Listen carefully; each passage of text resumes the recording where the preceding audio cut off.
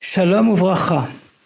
Ce lundi, donc dimanche soir, on sera le 20 Tevet, Chav Tevet, jour de la Hilula du Rambam, de Maïmonide, et du Rabbi Yaakov, Abuchatzera, le Abir Yaakov. Vendredi, dès jeudi soir, on sera le 24 Tevet, le Chav Dalet Tevet, jour de la Hilula de l'Admour HaZaken, Rabbi Shner Zalman, l'auteur du Tanya et du Shulchan Arav, fondateur de Chabad. Et le lendemain sera le Shabbat Parashat Shmot, et aussi le Shabbat où l'on bénira le mois de Shvat, Shabbat Vachim Chodesh Shvat. La Parashat Shmot commence par les mots Ve'ele Shmot Bnei Israël Habaim Mitzrayma. Et voici les noms des enfants d'Israël venus en Égypte. C'est l'introduction du deuxième Sefer de la Torah, le Sefer Shmot, que l'on lira pendant 10 semaines. Or, ce Sefer s'appelle en français l'Exode, car si la Parashat Shmot traite de la galoute, de l'exil en Égypte, les parachutes suivantes, Vaïra, Bo, Beshalach, relatent les étapes de la sortie d'Égypte. Quel est le lien entre Shmot, les prénoms, et l'Exode ? Le Midrash, Vaïkra Rabbah, nous enseigne que l'une des raisons pourquoi Israël est sorti d'Égypte est que Shelo Shinu et Shemam, qui n'ont pas changé leur prénom hébraïque. C'est avec le même prénom qu'ils sont venus en Égypte qu'ils sont sortis d'Égypte. En approfondissant la notion de Shem, de prénom, on comprendra qu'en les gardant et surtout en les utilisant, on provoque l'exode d'Égypte, la Géoula.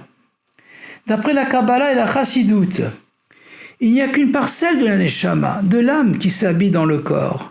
L'essence, le Etzem de la Neshama, reste en haut, car le corps est trop limité pour le contenir.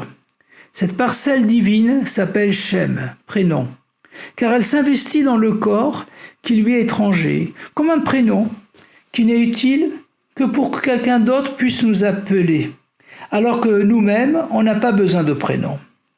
Le sens profond des premiers mots de Shmot, et donc ce ne sont que les Shmot, les prénoms des enfants d'Israël qui sont venus en Égypte.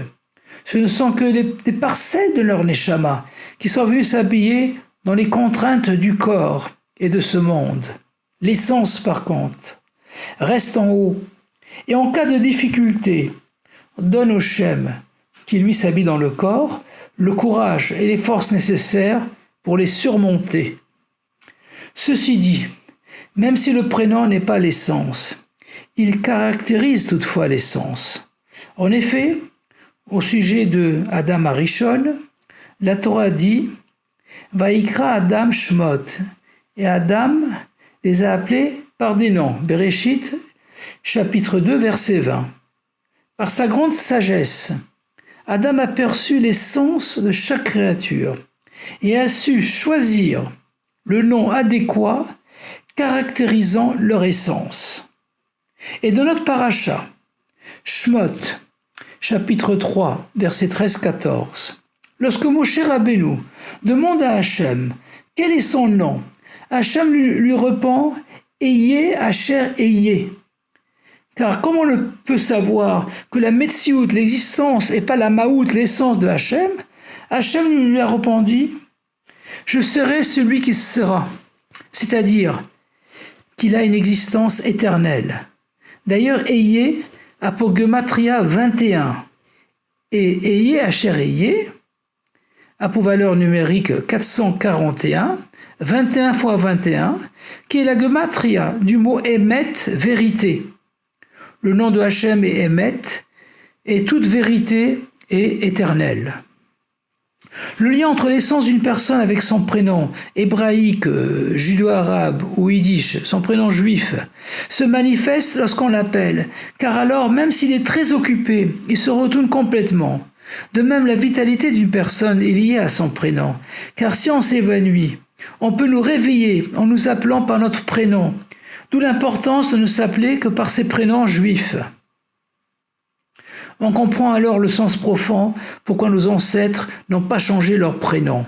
Même en Égypte, en Galoute, ils ont conservé leur lien essentiel, à savoir qu'ils sont des Béné Israël, qui sont les fils d'Abraham, Yitzhak et Yaakov, ou les filles de Sarah, Rivka, Rachel et Léa, dont les initiales sont contenues dans le mot Israël. En effet, le Yud est l'initiale de Yitzhak et Yaakov. Le Shin est l'initiale de Sarah. Le Resh est l'initiale de Rivka et Rachel. Le Aleph est l'initiale de Abraham. Et le Lamed est l'initiale de Léa. On comprend aussi le lien entre la parasha Shmot et la Hilula du Rambam, qui a toujours lieu à proximité de cette parasha. Le Rambam, en arrivant en Égypte, Baï Mitzrayma, a réalisé la Geulat Israël. Aussi bien la délivrance spirituelle, en étant le Moré Nevochim, le guide des égarés, mais aussi en préparant les Béné Israël à la délivrance, la vie Yemot HaMashiach. Comme d'ailleurs le suggère le nom Rambam, Rachetevot initial de Revot Moftai Be'eretz Mitzrayim, comme c'est marqué dans Shmot, chapitre 2, verset 9. Se multiplient mes miracles dans la terre d'Égypte.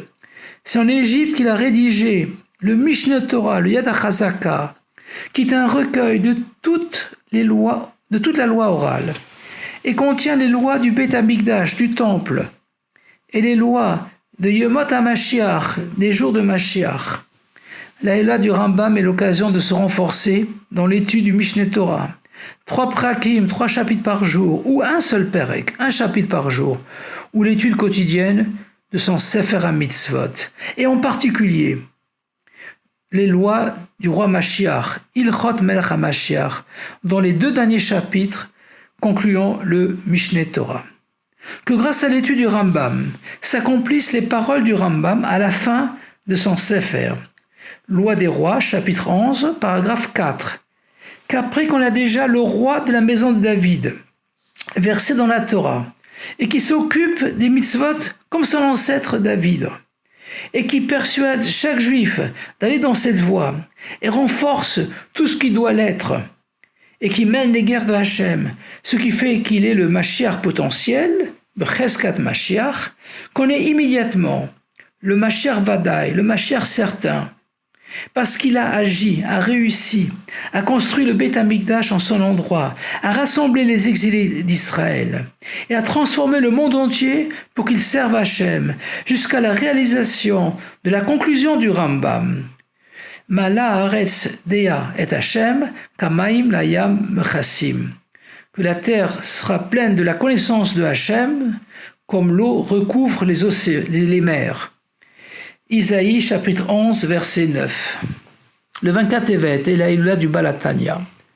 Dans la 4e partie du Tanya, Igeret HaKodesh, fin de la lettre numéro 28, il dit que le jour du décès d'un juif, et en particulier d'un tzaddik, et encore plus un nassi, un dirigeant du peuple juif, tous ces efforts effectués durant sa vie montent à leur source pour descendre ensuite, réaliser des délivrances au sein de la terre, au poël Yeshuot Bekerev Haaretz.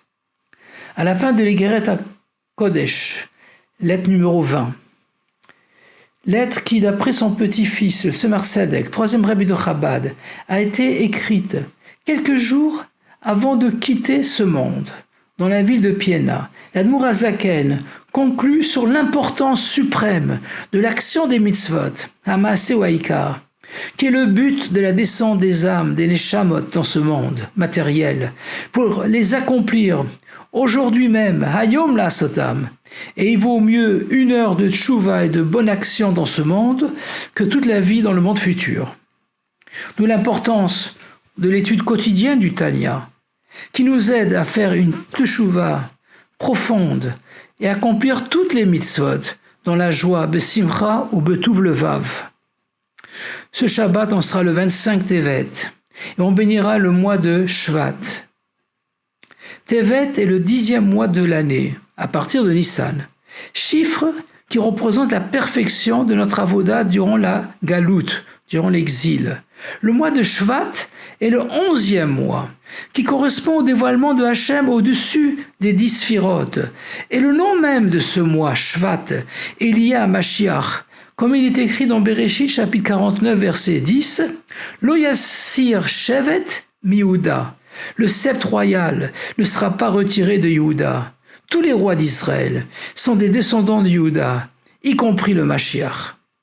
Espérons que par nos efforts et grâce à la Eloula, du Rambam, du Balatania et du Abir Yaakov, se réalise au Poel Yeshuat Bekev Haaretz, la libération individuelle puis collective avec le dévoilement du Rabbi Melech HaMashiach Miad Mamash, Yechi Adoneinu Moreinu Verabeinu Melech HaMashiach Leolam Vaed, Shabbat Shalom, à Gute Shabbos et à bientôt dans le 3e Beit HaMikdash.